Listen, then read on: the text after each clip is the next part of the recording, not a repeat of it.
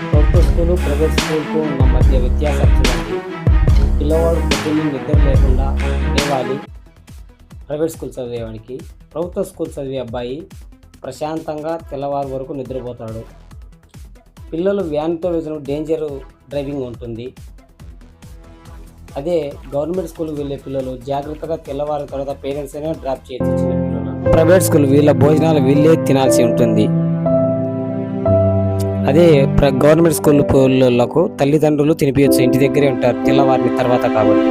Private స్కూళ్ళలో teaching అనుభవం లేని ఉపాధ్యాయులు చెప్తూ ఉంటారు. అదే ప్రభుత్వ స్కూళ్ళలో అనుభవం ఉన్న ఉపాధ్యాయులు టీచింగ్ చెప్తారు. ప్రైవేట్ స్కూలు టీచర్స్ పిల్లలపై దృష్టి పెట్టారు, నిర్లక్ష్యంతో ఉంటారు. అదే గవర్నమెంట్ వారైతే పిల్లల చదువుపై శ్రద్ధ పెడతారు. ప్రైవేట్ స్కూలు ఫీజులు కట్టాల్సి ఉంటుంది, బుక్స్కు ఫీజు కట్టాల్సి ఉంటుంది, డ్రెస్ కోసం ఫీజు కట్టాల్సి ఉంటుంది. ప్రైవేట్ స్కూళ్ళలో ప్రభుత్వ స్కూళ్ళలో no fees, no dress fees, no book fees. మధ్యాహ్న భోజనం ప్రైవేట్ స్కూల్ పిల్లలే కడుక్కోవాల్సి ఉంటుంది.